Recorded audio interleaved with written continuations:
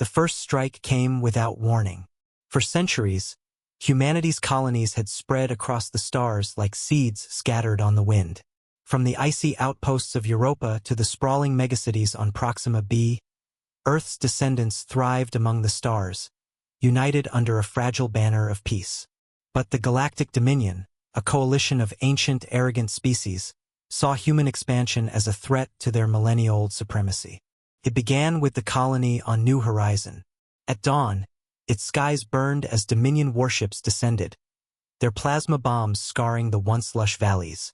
Millions perished in the opening assault. The Dominion's generals believed this brutal show of force would shatter human resolve, breaking them before they could retaliate. They were wrong. Earth had been silent for centuries, its power hidden. Many in the colonies saw the homeworld as old and weak, a cradle long abandoned. But Earth had not been idle. It had been preparing quietly, relentlessly. Somewhere beneath its oceans, within secret orbital stations, humanity had built something terrifying: the Aegis Arsenal. When the news of the attacks reached Earth, the response was not fear, it was fury. Commander Elias Voss, a veteran of the forgotten solar wars, stood in the War Council chamber deep beneath the surface of the Pacific Defense Hub. The room was circular, dominated by a holographic display of the galaxy, red blips marking every lost colony. His jaw tightened as reports streamed in. "They think we're defenseless," Voss said, his voice sharp as steel. "They've mistaken our patience for weakness.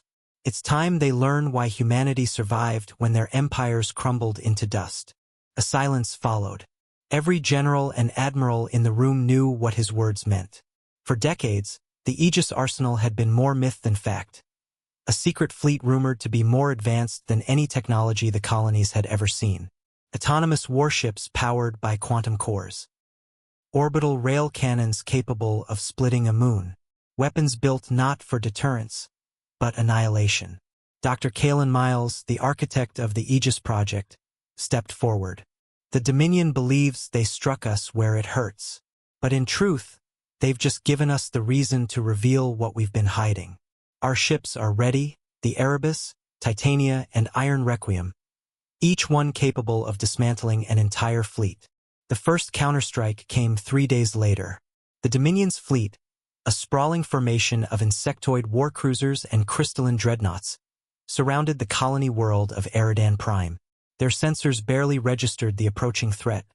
A single human vessel slipping from the void, cloaked by tech no alien had ever encountered. It was the Iron Requiem, a battleship forged in secret orbital shipyards, its hull laced with adaptive alloys that shifted like liquid metal. "Target lock on their command carrier," said Captain Rhea Kale, her tone calm. She had been chosen to command Requiem for one. The stars glittered cold and silent across the void, indifferent to the impending slaughter. On the outer rim of the galaxy, the Galactic Empire had assembled its most powerful warfleet. 1,000 warships, each bristling with weapons capable of reducing planets to dust. Their mission was simple: crush the insolent human who dared to defy their rule. Admiral Vroth of the Empire stood on the command bridge of the dreadnought Tyrannies, his scaled fingers curling over the railing as he stared into the tactical display. A single red blip moved toward their formation, one ship, human, alone. It should have been laughable. The Empire had conquered hundreds of species, subjugated entire star systems, and destroyed fleets 10 times stronger than anything humanity could field. And yet, there was unease. "Report," Vroth growled.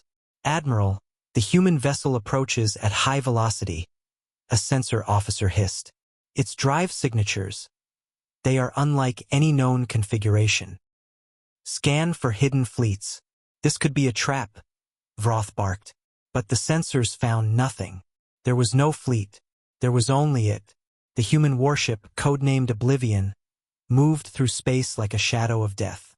Its black hull drank in the light of distant stars, and its surface shimmered faintly with layers of adaptive shielding. Captain Arya Kane stood on her bridge, her hands clasped behind her back as she observed the enemy formation ahead. "Fleet analysis?" she asked.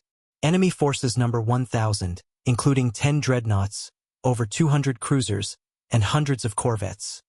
Her AI, Erebus, replied in a voice that carried an almost sinister calm. Probability of survival, 98.7%. Arya smirked. Humans had learned long ago that numbers were meaningless when their technology outpaced even the wildest dreams of alien empires. The Oblivion was humanity's crown jewel. Powered by a singularity core, armed with weapons no alien sensor could predict, and shielded by a quantum distortion field that rendered enemy targeting systems useless. Erebus, Arya said softly, let's show them why you were built. The Empire's fleet opened fire first. Thousands of energy beams, plasma torpedoes, and railgun slugs screamed across the void toward the lone human vessel. For a moment, the stars themselves seemed to vanish beneath the storm of destruction. Then nothing. The Oblivion slipped between the incoming fire like a ghost, space itself warping around its hull. Alien targeting systems scrambled, unable to track its position as quantum distortions bent light and signals. The ship reappeared closer, its weapons ports glowing with eerie blue light. Target their flagship, Arya ordered.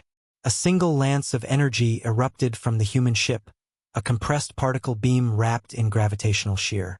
It struck the Tyranny's dead center.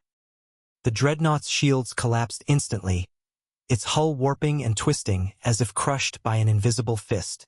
Within seconds, the pride of the galactic,